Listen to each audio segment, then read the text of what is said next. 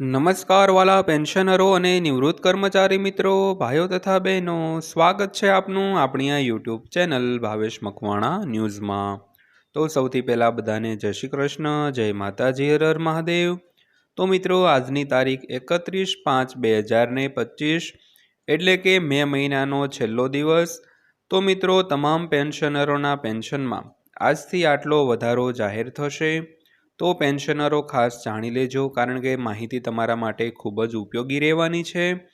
તો મિત્રો, વિડીયો શરૂ કરતાં પહેલાં આપને બધાને એક દિલથી નમ્ર વિનંતી કે જો હજી સુધી આપણી આ ચેનલને તમે સબસ્ક્રાઈબ ન કરી હોય અને જો તમે રોજે રોજ તમારા માટે ઉપયોગી માહિતી જાણવા માગતા હો તો આપણી આ ચેનલને અત્યારે સબસ્ક્રાઈબ કરી લેજો મિત્રો, કારણ કે અમે તમારા માટે ખૂબ જ મહેનતથી ગમે તે પ્લેટફોર્મ પરથી માહિતી એકત્ર કરીને સરળ ભાષામાં વિડીયો બનાવીને તમને માહિતગાર કરવાની કોશિશ કરતા હોઈએ છીએ।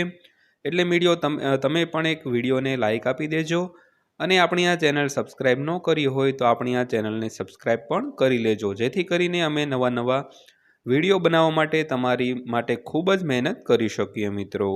તો શરૂ કરીએ આજનો વિડીયો। તો સૌથી પહેલાં વાત કરીએ તો સરકારે કેન્દ્ર સરકારના કર્મચારીઓ અને પેન્શનરોના પગાર, પેન્શન અને ભથ્થામાં સુધારો કરવા માટે 8મા પગાર પંચની રચનાને મંજૂરી આપી છે। તો અહેવાલો અનુસાર ફિટમેન્ટ ફેક્ટરને આધારે લઘુત્તમ મૂળભૂત પગાર 18,000 રૂપિયાથી વધીને આટલો બધો થઈ શકે છે મિત્રો।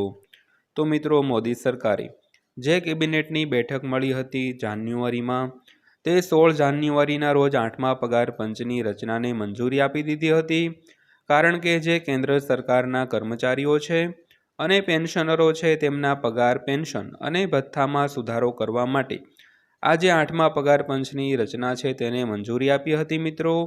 તો અહેવાલો અનુસાર ફિટમેન્ટ ફેક્ટરને આધારે લઘુત્તમ મૂળભૂત પગાર 18,000 રૂપિયાથી વધીને આટલો બધો થઈ શકે છે મિત્રો। તો મિત્રો, કેટલો પગાર વધી શકે છે, કેટલું પેન્શન વધી શકે છે તેની આપણે વિડીયોમાં આજે વિગતવાર ચર્ચા કરવાના છીએ, એટલે વિડીયો તમે ખાસ અંત સુધી જોઈ લેજો મિત્રો। ત્યારબાદ વાત કરીએ તો પ્રધાનમંત્રી નરેન્દ્ર મોદીની અધ્યક્ષતામાં કેન્દ્રીય મંત્રીમંડળે કેન્દ્ર સરકારના કર્મચારીઓ અને પેન્શનરોના પગાર, પેન્શન અને ભથ્થામાં સુધારો કરવા માટે 8મા પગાર પંચની રચનાને મંજૂરી આપી દીધી છે। તો આ મહત્વપૂર્ણ જાહેરાત 2025ના બજેટ પહેલાં કરવામાં આવી છે। તો કેન્દ્રીય મંત્રી અશ્વિની વૈષ્ણવે આ નિર્ણયની પુષ્ટિ કરી હતી। તો આ કમિશનની રચનાથી લાખો કર્મચારીઓ અને પેન્શનરોને રાહત મળશે મિત્રો। તો મિત્રો, જે 2025નું બજેટ હતું તે પહેલાં છે તે 8મા પગાર પંચની રચના છે તેને મંજૂરી આપવામાં આવી હતી, કારણ કે કેન્દ્ર સરકારના કર્મચારીઓ અને પેન્શનરો માટે પગાર, પેન્શન અને ભથ્થામાં સુધારો થઈ શકે।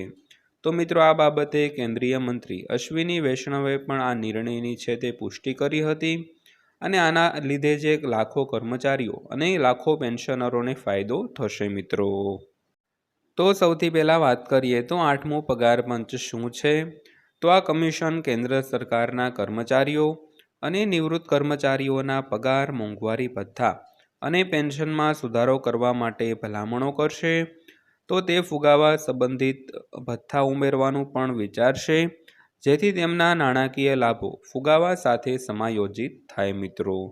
તો મિત્રો, 8મું પગાર પંચ છે તે એક કમિશન છે અને કમિશન છે તે કેન્દ્ર સરકારના કર્મચારીઓ અને જે નિવૃત્ત કર્મચારીઓ એટલે કે પેન્શનરો છે તેમના પગાર, મોંઘવારી ભથ્થા અને પેન્શનમાં સુધારો કરવા માટે ભલામણો કરે છે। જે ભલામણો હોય તે ફુગાવા સંબંધિત ભથ્થું ઉમેરવા માટે અને તે માટે જે નાણાકીય લાભો છે તે ફુગાવા સાથે સમાયોજિત થાય તે માટે 8મા પગાર પંચની રચના કરવામાં આવે છે દોસ્તો। તો ત્યારબાદ વાત કરીએ તો પગારમાં કેટલો વધારો થશે તેના વિશે। તો હાલમાં સરકારે પગાર વધારાની કોઈ સત્તાવાર ટકાવારી જાહેર કરી નથી, પરંતુ અહેવાલો અનુસાર ફિટમેન્ટ ફેક્ટરને આધારે લઘુત્તમ મૂળભૂત પગાર 18,000 રૂપિયાથી વધીને 51,480 રૂપિયા થઈ શકે છે દોસ્તો। તો ત્યારબાદ વાત કરીએ તો ફિટમેન્ટ ફેક્ટર શું છે। તો આ એક ગુણક છે જેને આધારે પગાર અને પેન્શનની ગણતરી કરવામાં આવે છે। તો આમાં ફુગાવો, સરકારની નાણાકીય સ્થિતિ અને કર્મચારીઓની જરૂરિયાતો જેવા પરિબળોનો સમાવેશ થાય છે મિત્રો. તો મિત્રો ફિટમેન્ટ ફેક્ટર છે તે એક પ્રકારનો ગુણક છે, તેના વડે બીજી સંખ્યાનો ગુણાકાર કરવામાં આવે છે અને જેને આધારે પગાર અને પેન્શનની ગણતરી પણ કરવામાં આવે છે. તો જ્યારે પણ ફિટમેન્ટ ફેક્ટર નક્કી કરવામાં આવે છે ત્યારે ફુગાવો, સરકારની નાણાકીય સ્થિતિ અને કર્મચારીઓ પેન્શનરોની જરૂરિયાતો જેવા અનેક પરિબળોનો સમાવેશ પણ થાય છે દોસ્તો. તો મિત્રો 8મા પગાર પંચનો લાભ કોને કોને મળશે તેની વાત કરીએ તો લગભગ 50 લાખ કેન્દ્ર સરકારના કર્મચારીઓ, જેમાં સંરક્ષણ કર્મચારીઓ પણ આવી ગયા. તેવી જ રીતે લગભગ 65 લાખ પેન્શનરો, જેમાં સંરક્ષણ નિવૃત્ત સૈનિકો પણ આવી ગયા મિત્રો. તો હવે ત્યારબાદ વાત કરીએ તો 8મું પગાર પંચ ક્યારે લાગુ થશે. તો અહેવાલો અનુસાર આ કમિશન 2026 સુધીમાં રચાશે અને તેમની ભલામણો 1 જાન્યુઆરી 2026થી લાગુ થવાની અપેક્ષા છે. તેવી જ રીતે પગાર પંચનું કામ શું છે તેની વાત કરીએ તો દર 10 વર્ષે રચાયેલ આ કમિશન સરકારી કર્મચારીઓના પગાર, ભથ્થા તેમજ પેન્શન અને બોનસની સમીક્ષા કરે છે. તો તે ફુગાવા, દેશની આર્થિક સ્થિતિ અને સરકારી તિજોરીને ધ્યાનમાં રાખીને સરકારને પોતાની ભલામણો પણ મોકલે છે દોસ્તો. તો હવે ત્યારબાદ વાત કરીએ તો પહેલાં પણ 7 પગાર પંચ થઈ ચૂક્યા છે. તો 7મા પગાર પંચની સ્થાપના 1946થી કરવામાં આવી છે, જેમાંથી 7મા પગાર પંચની ભલામણો 2016થી લાગુ કરવામાં આવી છે. તો મોદી સરકારના નવા પગલાંથી આ 10 વર્ષનો ચક્ર લંબાશે, જેનાથી સરકારી કર્મચારીઓ અને પેન્શનરોને મોટી રાહત મળશે. તો હવે જોવાનું એ રહે છે કે કમિશનની ભલામણોનો સામાન્ય માણસના ખિસ્સા પર શું પ્રભાવ પડે છે દોસ્તો.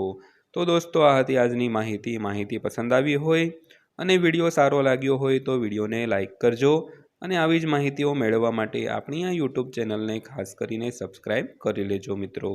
તો ફરીવાર પાછા મળીશું એક નવા વિડીયો સાથે, નવી માહિતી સાથે.